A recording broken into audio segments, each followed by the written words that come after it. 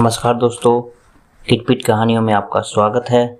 आज हम आपके साथ शेयर करेंगे दो भाइयों की कहानी। एक गांव में दो भाई रहते थे। बड़ा भाई बहुत अमीर था और छोटा भाई बहुत गरीब। बड़े भाई के घर में सभी प्रकार की सुविधाएं और धन दौलत सब थी, परंतु छोटे भाई के पास खाने के लिए चावल तक नहीं था। बड़े भाई का जीवन बहुत ही सुंदर तरीके से गुजर रहा था, परंतु छोटा भाई बहुत ही दुख कष्ट सहकर अपना गुजारा कर रहा था। दीपावली का त्यौहार आया। बड़ा भाई अपने परिवार के साथ खुशियां मना रहा था, तो दूसरी तरफ छोटे भाई के घर में खाने तक को कुछ नहीं था। छोटे भाई के बच्चे भूख के मारे रो रहे थे। अपने बच्चों का रोना देखकर छोटे भाई को सहन नहीं हुआ और वह अपने बड़े भाई के घर कुछ अनाज मांगने के लिए चला गया, ताकि उसके बच्चों को भोजन मिल सके। वहाँ उसने अपने बड़े भाई से कुछ अनाज मांगा, परंतु उसने छोटे भाई का अपमान करके उसे वापस भेज दिया। छोटा भाई बहुत निराश होकर रोते रोते अपने घर को लौट रहा था। तभी उसको रास्ते में एक बूढ़े व्यक्ति ने रोका, जिसके सामने एक लकड़ियों का गट्ठर पड़ा हुआ था। उसने छोटे भाई को सवाल पूछा, बेटा तुम क्यों रो रहे हो? तभी उस छोटे भाई ने अपने बड़े भाई के दुर्व्यवहार के बारे में सब कुछ बताया। तभी उस बूढ़े व्यक्ति ने छोटे भाई को कहा, अगर तुम मेरा यहाँ लकड़ियों का गट्ठर मेरे घर तक पहुँचा दोगे तो मैं तुम्हें एक ऐसा रास्ता बताऊंगा जिससे कि तुम बहुत अमीर बन जाओगे। छोटा भाई मान गया और उसने लकड़ियों का गट्ठर उठाया और उसे लेकर बूढ़े व्यक्ति के घर पर पहुंचा दिया। पहुंचाने के बाद उस बूढ़े व्यक्ति ने उसे एक मालपुआ दिया और कहा, तुम पास के जंगल में पश्चिमी दिशा में जाओ, वहां तुमको एक गुफा दिखेगा। उस गुफा में घुसने के बाद तुम्हें कुछ बौने लोग मिलेंगे। उन बोनों को मालपुआ बहुत पसंद है। वह मालपुआ के बदले तुम्हें कुछ भी देने को राजी हो जाएंगे। उनसे मालपुआ के बदले जादुई चक्की मांगना। गरीब भाई ने उस बूढ़े की बात को माना और वह उस गुफा में पहुंचा। वहां उस गरीब भाई ने 3 बौने व्यक्तियों को देखा। उनमें से एक बौने ने उस गरीब भाई को कहा, मैं तुम्हें इस मालपुआ के बदले कुछ भी दे सकता हूँ। तभी उसने जादुई चक्की को उस बौने व्यक्ति से मांगा। जादुई चक्की को देते समय उस बौने व्यक्ति ने कहा, यह जादुई चक्की है, तुम्हें जो भी चाहिए तुम इससे मांग सकते हो।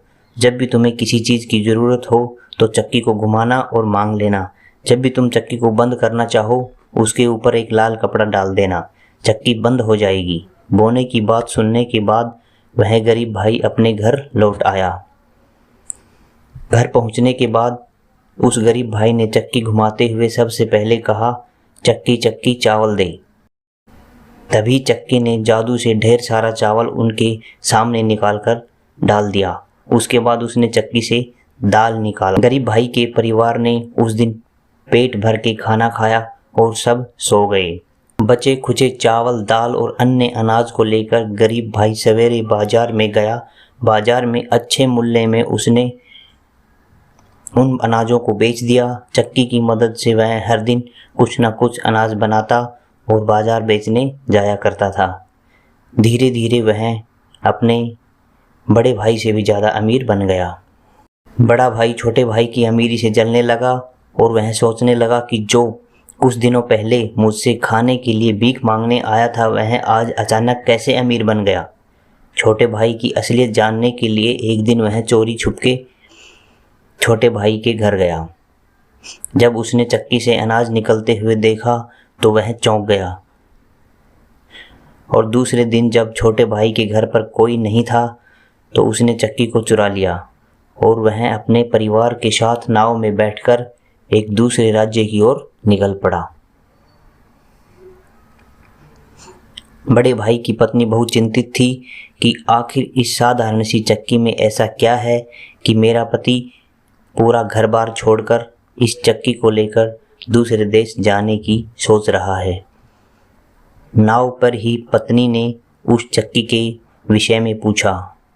तो उसके पति ने चक्की के विषय में सब कुछ बताया और चक्की को उसी समय घुमाकर आदेश दिया, चक्की चक्की चावल बना। बस फिर क्या था, चक्की चावल बनाने लगा। चावल इतना ज़्यादा हो गया कि नाव पानी में डूब गया और बड़ा भाई और उसका परिवार सब पानी में डूबकर मर गए। बड़े भाई ने चक्की शुरू करना तो सीखा था, परंतु उसे बंद करने का तरीका नहीं पता था। बड़े भाई ने चक्की शुरू करना तो देखा था, परंतु उसे बंद करने का तरीका नहीं पता था। यही उसके अंत का कारण बना। दोस्तों, इस कहानी से हमें शिक्षा मिलती है, लालच बुरी बला है।